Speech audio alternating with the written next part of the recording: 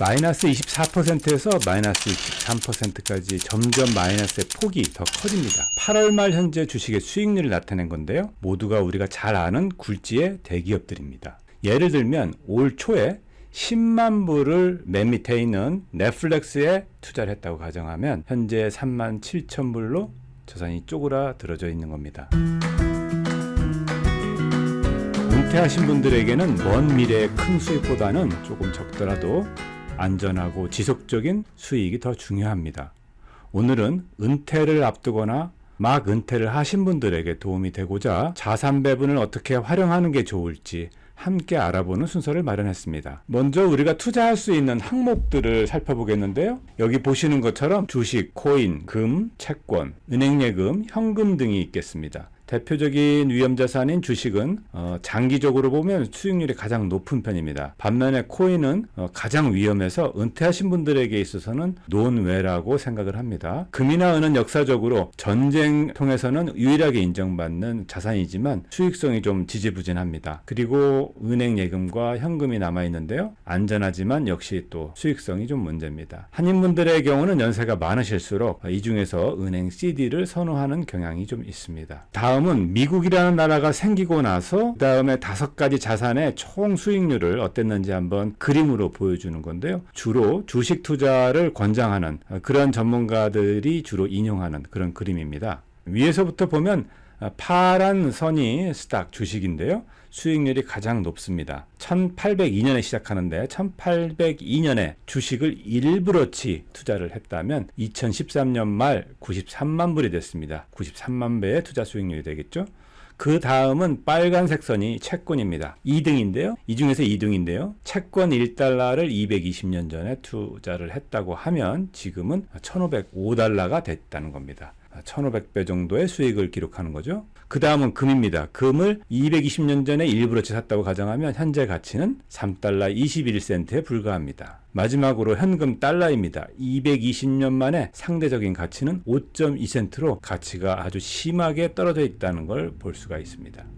이 그래프를 보면서 느끼는 점은 역시 주식이 가장 수익이 높구나 이렇게 생각하실 수 있는데요. 여기서 한 가지 주의할 점이 있습니다. 우리는 220년 동안 살지는 않습니다. 주식과 같은 위험 자산은 기간이 지금처럼 아주 길었을 때 그 수익성이 돋보입니다. 장기간 복리로 누적해서 우리가 계산을 하기 때문입니다. 하지만 은퇴를 하셨거나 아니면 곧 은퇴를 하실 분들이라면 최대한도로 기간을 잡아봐야 20년에 불과합니다. 20년, 30년 기간이 지나면 대부분 현금으로 갖고 계셔야 하기 때문입니다. 따라서 우리가 비교할 기간은 220년을 누적으로 계산하는 게 아니라 특정 구간 내 20년, 30년의 구간을 비교해봐야 그 수익성을 알 수 있습니다. 그래프를 눈대중으로 이렇게 봐도 상당히 많은 20년의 구간에서 주식보다 빨간선, 채권의 수익률이 더 높은 것을 확인할 수 있습니다. 만일 같은 상황에서 처음 해보셨던 주식에 투자를 했다면 채권과 주식의 수익성 차이는 채권이 단연코 우세합니다. 채권이 비교가 안 되게 수익이 높았습니다. 하지만 제가 만나뵀던 은퇴자분들 중에서 채권에 투자하신다는 분은 한 분도 만나뵙지를 못했습니다. 실제가 어떤지 최근의 실적을 한번 보겠습니다. 네, 오른쪽 그래프는 2000년부터 시작해서 2020년까지 가장 최근 20년간의 구간을 나타낸 겁니다. 노란색이 채권이 되고요. 파란색 선 ETF이긴 한데요. 전체 주식시장의 수익성을 나타낸 그런 ETF입니다. 이 두 가지를 빨간 선은 제외하고 이 두 가지를 비교를 해봤을 때 주식과 채권을 비교하는 건데요. 이 채권 ETF의 수익이 완만하지만 훨씬 더 많은 구간에서 스탁 파란 선보다 높은 위치에 있고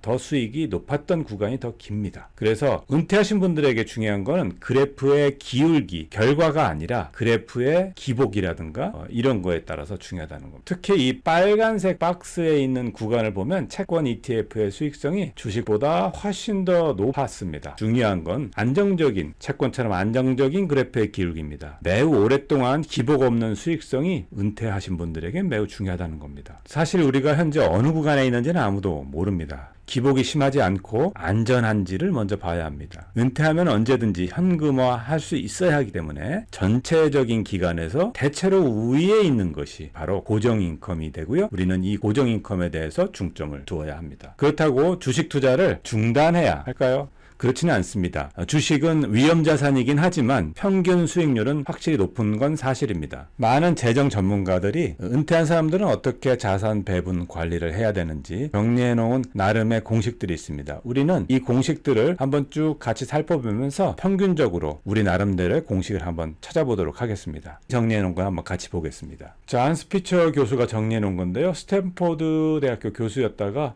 현재는 아이오와 주립대의 에머리투스 석좌 교수로 계신 은퇴 재정 관련 학자이십니다. 간단하게 표시된 그래프를 하나 정리를 봤는데요. 여기를 보면 딱이 35%, 그 다음에 채권 40%, 픽스드 인컴입니다. 그리고 부동산 15%, 캐시 현금이 10%를 적정 배분 공식이라고 보고 있습니다. 다음에는 찰스 수압 재정연구소에서 정리한 그래프인데요.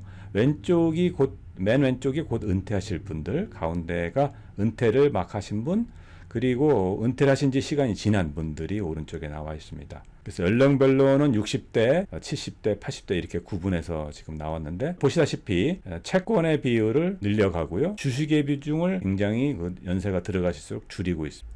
오른쪽은 이 세 구분에 따라서 수익성을 평균을 내본 건데요. 그 픽스드 인컴에 많이 투자를 했을 때 비교적 상대적으로 적게 떨어지는 데 반해서 월스트 이어의 그 손해본 퍼센테이지를 볼 때는 차이가 아주 크게 납니다. 이게 안정적이죠. 그 다음은 JP 모건이 정리한 건데요. 여기는 구간을 15년으로 잡았는데요. 리턴을 보면 아래 이제 그래프에 나와 있는데 큰 차이가 안 납니다. 기간이 15년으로 짧기 때문이죠. 변동성을 보면 픽스드 인컴이 매우 중요하다는 걸 알 수 있습니다. 수익성은 1.3%포인트 정도 차이 나는 데 비해서 변동성은 2배 넘게 차이가 납니다. 주식의 비중을 늘렸을 때 널뛰기가 된다는 건데요. 맨 밑에는 샤프 레이쇼라고 해서 위험 대비 보상을 나타내는 치인데요. 높을수록 더 위험 대비 보상이 높다는 겁니다. 그리고 이제 마지막으로 모닝스타라고 투자 자문 주식 거래 회사인데요. 여기서 정리한 걸 한번 보겠습니다. 간단하게 돼 있어요. 보면 위에 제목이 있는데 은퇴 10년 전에는 이러한 배분으로 갖고 있어라. 스탁이 61%, 채권, 본드가 28%, 그리고 기타가 있고요. 그 다음에 이제 리센틀리 최근에 은퇴를 했다고 그러면 스탁이 40%, 그리고 채권은 50% 정도 갖고 있어라. 이렇게 은퇴를 하거나 은퇴를 막 했을 때 돈의 비율을 어떻게 배치해야 되는지 그 네 가지 추천을 비교해 봤습니다. 우리가 이 중에서 어떤 기준점을 잡아야 하기 때문에 네 가지 추천 사항을 평균을 내봤어요. 은퇴를 한 경우 네 가지 그 추천 사항 중에서 은퇴를 한 경우를 평균을 내보니까 스탁이 38%, 고정인컴 52%, 현금 10%로 대략 정리가 될 수 있을 것 같습니다. 네, 오늘의 결론입니다. 학술적이거나 과학적으로 입증된 것은 아닙니다. 다만 전문가들의 추천 사항을 기준점으로 해서 나름대로 원칙을 세워본 건데요. 60세 전후가 되시고 은퇴를 하시기 직전 상태라면 주식은 40%, 고정인컴은 50%, 은퇴를 이미 하셨고 70세가 넘으셨다고 하면 스탁 주식은 30%, 고정인컴 60%, 현금 10%로 정리를 한번 해봤습니다. 다음 시간이 이제 본론이 되겠는데요. 각 항목별로 은퇴한 분들이 어떻게 세부적으로 투자를 할지 한번 살펴보도록 하겠습니다. 그럼 다음 시간에 또 뵙도록 하겠습니다.